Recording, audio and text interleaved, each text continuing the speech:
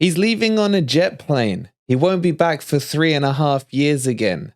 From the tropical heat of 30 degrees in Brazil to the freezing temperatures of 6 degrees in England. Is Scarpa in for a shock? And how are Forest going to use him? Let's get into everything you're going to need to know about Scarpa as this deal is set to be complete this weekend.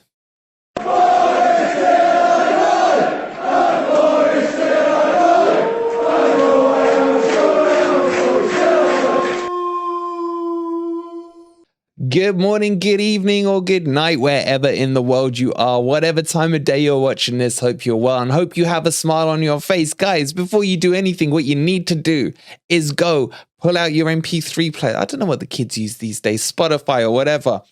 Go load up Avril Lavigne and just have Skater Boy on repeat in the background because our Skater Boy has arrived. Our Skater Boy is in London, making his way over to Nottingham Forest. And what a player we are getting. I've done a full in-depth video. I'll link it at the end of this video if you guys haven't seen it before on exactly what we are getting with Scarpa and just how good he really is.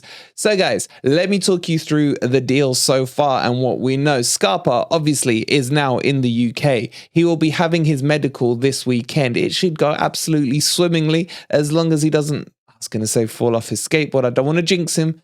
Scarpa, you didn't hear that. But anyway, the medical will happen this weekend. Subject to that, everything will be finalized and he will join and become an official Forest player in the January transfer window. The deal has been reported some weird numbers. People are saying 5 million a year. It is not that. It is 5 million over 3.5 years. That works out to about 115k a week for Scarpa. Basically, £5 million, all inclusive, gets us the Brazilian legend that he is. How does it work in terms of him joining the team? Well, there are questions that do need to be answered. Obviously, there's going to need to be deregistration of players. Certain players, well, we have a limitation. Obviously, there's the 25-man squad for the Premier League. So someone will have to leave for him to be replaced. Now, it's very likely that, say, Biancone will be deregistered because he is out for the whole year. There's already a place opened up. And no doubt there'll be ins and outs. We've already spoken about Bidet and the likelihood of him returning to France. That opens another spot up. So there's going to be a bit of ins and outs, as we've spoken about previously during the January transfer window. But why am I so excited by him is because it's not just what he does on the pitch, it's the personality he brings. I mean, who turns up to their awards ceremony in Brazil to accept his 2 awards on a skateboard? You've just got to love it. You got to love it. If you haven't seen it, I've got a short on it as well. I'll attach it somewhere in the video. But it's hilarious to watch. And it shows you an air of confidence. You can't be like that unless you know you perform and can provide on the pitch. That's what I love about him. What I also love about him is his ability to shoot, and more importantly, his ability to assist and take a dead ball. He can go on corners, he can take free kicks. Put it this way, I think he should be playing out on the right-hand side for us so he can cut in and just unleash that sweet left foot of his. He is not scared to shoot. One of the biggest problems we've had this season is the lack and the fear of shooting, either from distance or within the box. And Scarpa, he gets a sniff within 25 yards. He's looking to unleash a finesse shot into that far corner, which I think is only going to benefit Nottingham Forest. If you want to talk to me about worries, or if you want to ask me about what my worries are, my worry is very simple. Will he get to play? How's he going to fit into this system? As I just previously mentioned, I think the right-hand side or a cam position is his best 2 positions, although he can play on the left, but he tends to favor cutting in. You'll see if you haven't already, or if you have seen and remember from my previous video, I showed a heat map of where he took all his touches for the whole of last season, and most of that was predominantly down the right-hand side. Now, who are we playing there currently is Brennan Johnson. So I think the question has to be asked, does Jono get dropped for Scarpa? Do we start our shiny new toy, or do you stick with the one that's tried and tested? Let me know down below. Which way would you go? Jono or Scarpa? Or maybe you'd play him somewhere else, maybe in the 10, maybe out on the left. Let me know how you're feeling or thinking about that in the comments down below.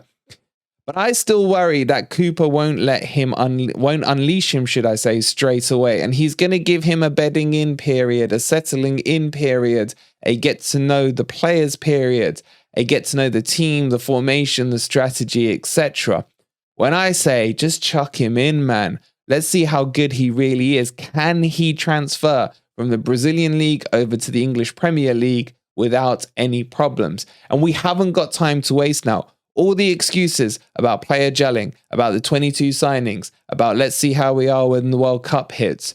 We have now hit all those barriers, and now it is do or die for Nottingham Forest. So there is no time or no opportunity to let these kind of players just bed in. So let's chuck him in and unleash him, and let's see what he's got.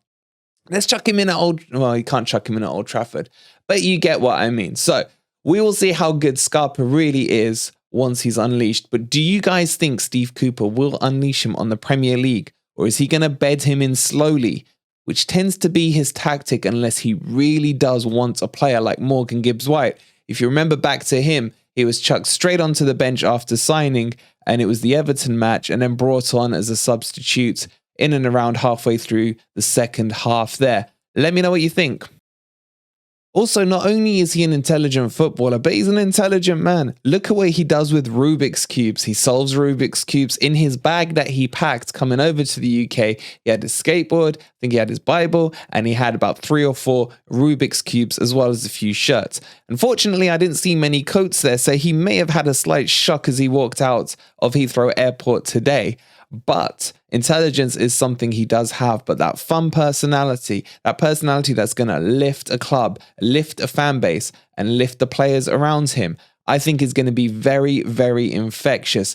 The other thing to take note of is his English is faultless. He speaks it very, very well, which also helps with that bedding in period and makes it a lot easier for him to integrate and be chucked straight into the team.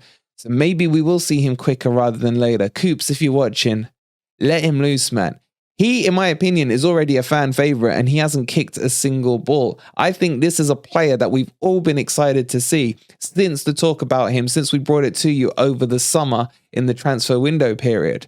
But we've been waiting 6 months for him, or 4 months, should I say.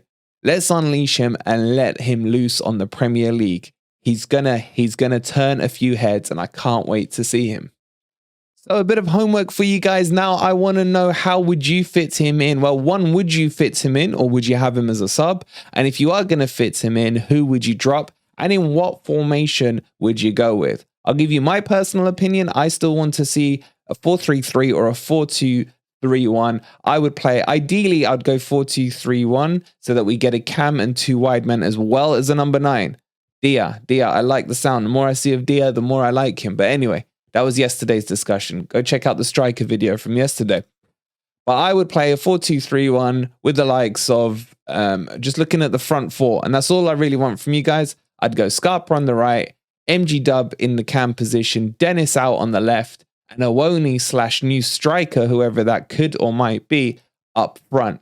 And I think that is one hell of a tasty front 4. You'd then have Jono on the bench. You'd have Jesse Lingard on the bench as options and Sam Surridge as a further option. We're starting to look a bit healthy, but I still think we need one more striker on top of that. I know I said yesterday we would do a midfield video today, but hey, when Skater Boy arrives, you got to roll with the times and you got to get on board. And I got to share with you guys everything we know about him. So look out for the official tweet that should be coming sometime this weekend from Nottingham Forest. Of course, we will let you know as soon as it goes live. Go check out the video where we've broken down what exactly he will bring to Nottingham Forest. You won't be disappointed and you will be excited. The link for that video should pop up on your screens here or there or up there somewhere right now. Guys, thank you for watching. I hope you're excited. I hope you've enjoyed the video. Please don't forget to hit that like button before you leave. Subscribe to the channel if you are new. Become a member if you'd like to support us. It's only 99p. Thank you for watching. We'll see you on the next video. I'll be coming in on my skateboard, and come on you Reds.